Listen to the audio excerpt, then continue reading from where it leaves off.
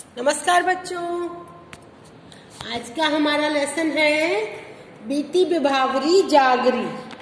ये हिंदी का लेसन है, छोटी सी पोयम है और ये जयशंकर प्रसाद जी ने लिखी है।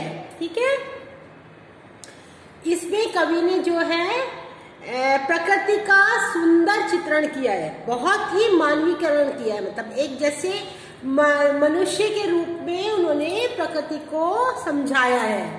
ठीक है, फिर उसके बाद वो कहते हैं जैसे इन्होंने बहुत सुंदर सुंदर उसमें अलंकारों को भी प्रयोग में लिया है, जैसे अंबर पनघट, तारा घट, उषा नागरी, मधु मुकुल नवल रस गागरी। ठीक है, इसमें अनुप्रास अलंकारों का यूज किया है इन्होंने बहुत सारे। तो इसके अंदर हम अब ये समझते हैं, पाठ में लेखक का पहले परिचय कर लेते हैं। जयशंकर प्रसाद जो है, इनका जन्म कब हुआ था? 1889, 1889 में इनका जन्म हुआ। और कहाँ पर हुआ था? काशी नगरी में। वहां पर एक साहू परिवार था, वहां पर इनका जन्म हुआ था। बचपन में ही इनके जो पिता थे वो स्वर्गवासी हो गए थे, तो इनकी जो स्थिति थी वो बहुत एक तरह से बहुत ही गरीब परिवार से ये बिलोंग करते थे और बहुत ही जो विपरीत घरेलू परिस्थितियों में इनकी जो शिक्षा थी वो ज़्यादातर क्या हुई? घर पर ही हुई, क्योंकि इनको जो है स्कूल जाने के लिए भी मौका नहीं मिल पाया था। और क्या हुआ उसके बाद में? जो उनका जो जन्म था, वो बचपन था, वो काफ़ी कठिनाइयों से बीता। और उसके बाद उनके जो परिवार की स्थिति थी वो काफ़ी आर्थिक स्थिति भी काफ़ी बिगड़ गई थी। अब उसके बाद क्या हुआ? जैसे जैसे ये बड़े हुए, फिर उन्होंने अपना जो लेखन कार्य जो था वो आरंभ किया और ही बहुत ही प्रसिद्ध कवि के रूप में इनका नाम पूरे विश्व में उजागर हुआ।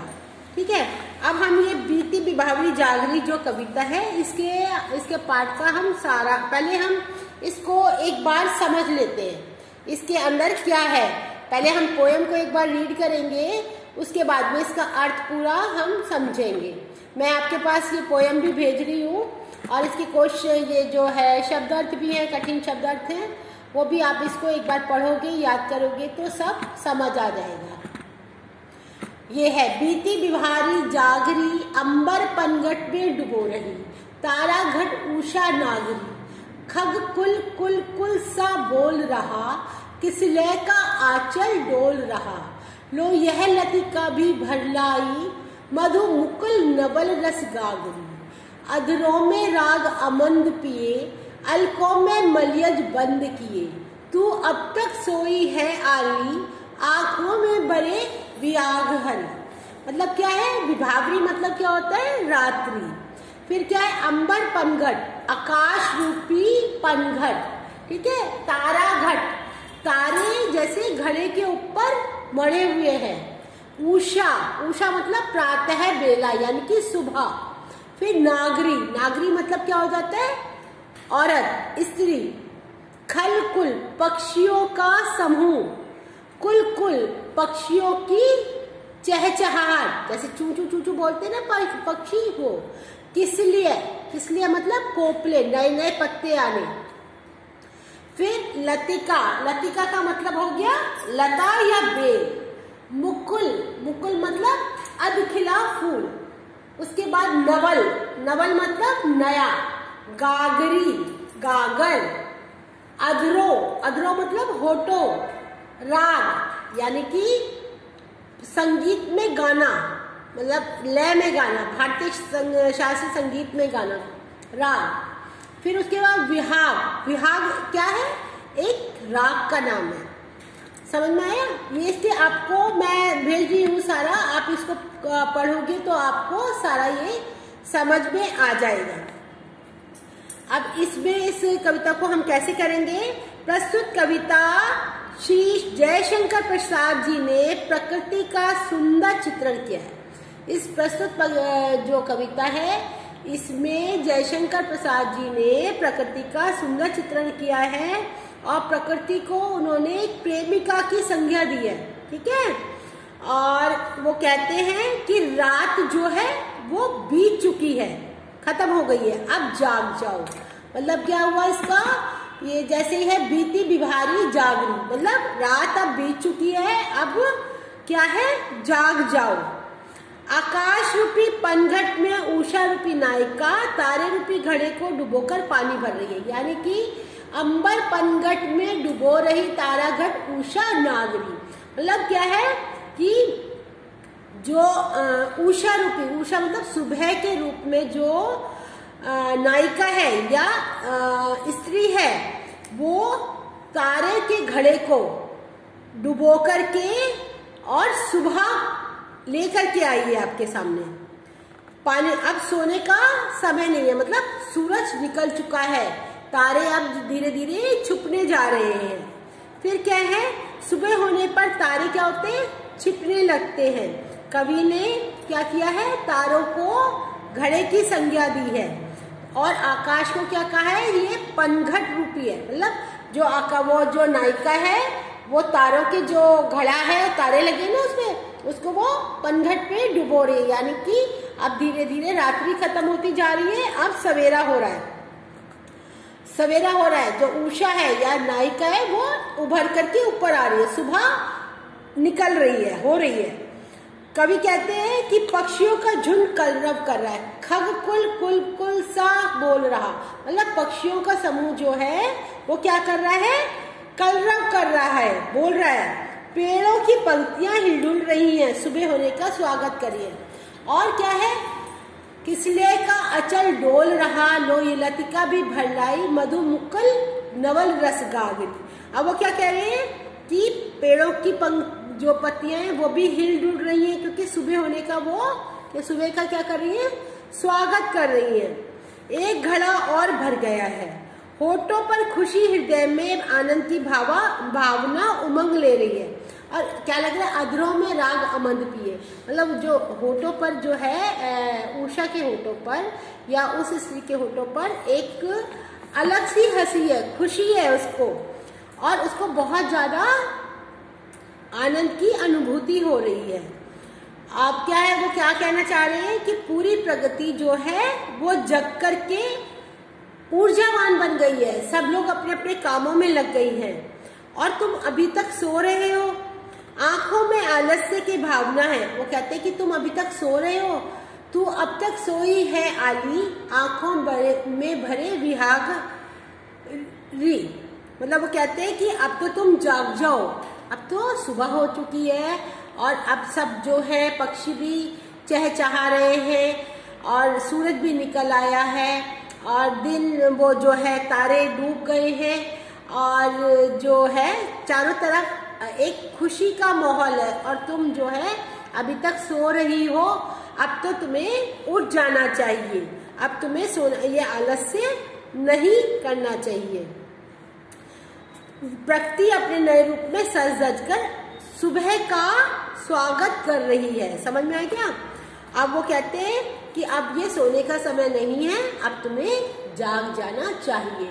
ये छोटी सी कविता है, बहुत अच्छी सी सुंदर सी कविता है। इसके मैंने आपको सारा करवा ही दिया है और इसको पैरावाइज भी मैंने आपको पूरा कंप्लीट करा दिया है। आप इसके 1, 2 और 3 इसके जो पैराग्राफ्स हैं उसकी हिंदी करो, प्रसंग सहित व्याख्या करनी है आपको इसमें, और क्वेश्चन आंसर मैं आपको इसके करा रही हूँ।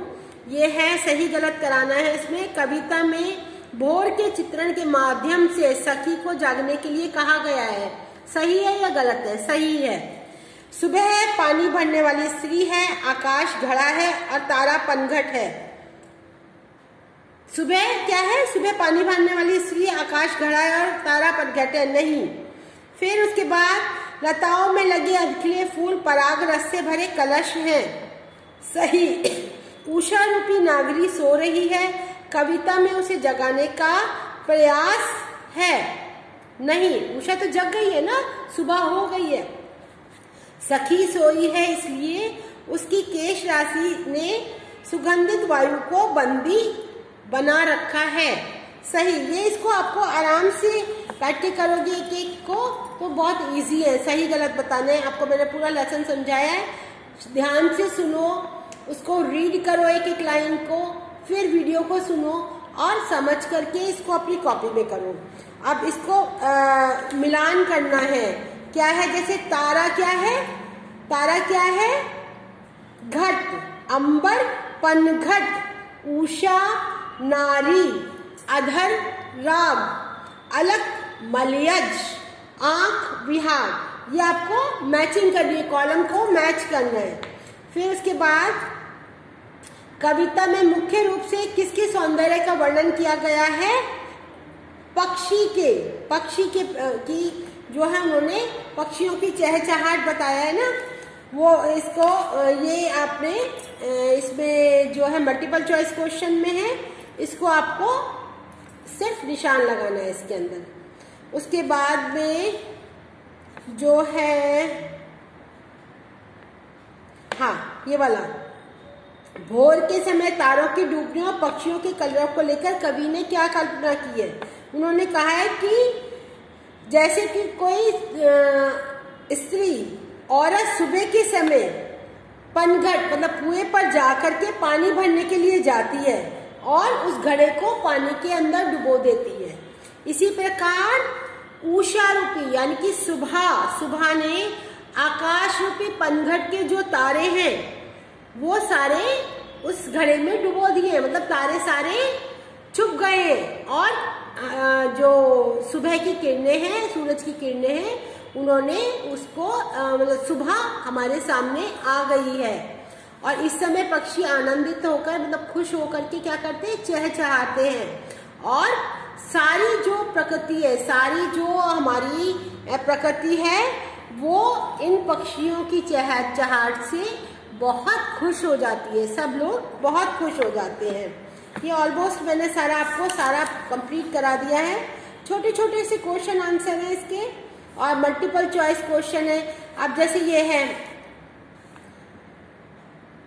अब ये बीती बिभावरी जागरी कविता में किसके सौंदर्य का चित्रण किया है। भोर के माध्यम से मतलब सुबह की माध्यम से कवि ने किसका किया है, प्रकृति का चित्रण किया है, हमारे आसपास का प्रकृति का चित्रण किया है। और इसके बाद अंबर पनघट तारा घट उषा नागरी का अर्थ है, अंबर पनघट का अर्थ है आकाश रूपी पनघट, तारा घट का अर्थ है तारे रूपी घड़े और उषा नागरी का आशय है यानी कि सुबह। ये आपको सारा मैं कंप्लीट ऑलमोस्ट करा दिया सब कुछ। भोर में किन बातों को कवि ने बताने का प्रयास किया है, क्या क्या होता है, क्या क्या होती है, सुबह सुबह क्या होता है, घड़ों में पानी भरा जाता है, फिर तारे जो हैं वो छिप जाते हैं, चिड़िया जो हैं वो चहचहाती हैं और पेड़ों की पत्तियां जो हैं वो हिलती हैं। ठीक है, इसको आप कंप्लीट कर लो, इसको आराम से इसको अच्छे से अंडरस्टैंड करो, कविता को पढ़ो आप। और इसके मल्टीपल चॉइस क्वेश्चंस हैं, ट्रू फॉल्स हैं और छोटे छोटे क्वेश्चंस आप अपनी नोटबुक पे करो और मेरे पास सेंड करो। अगर कोई भी प्रॉब्लम आती है तो आप मुझे मैसेज करो या मुझे फोन पर पूछ लो। Okay, bye bye, see you, have a good day.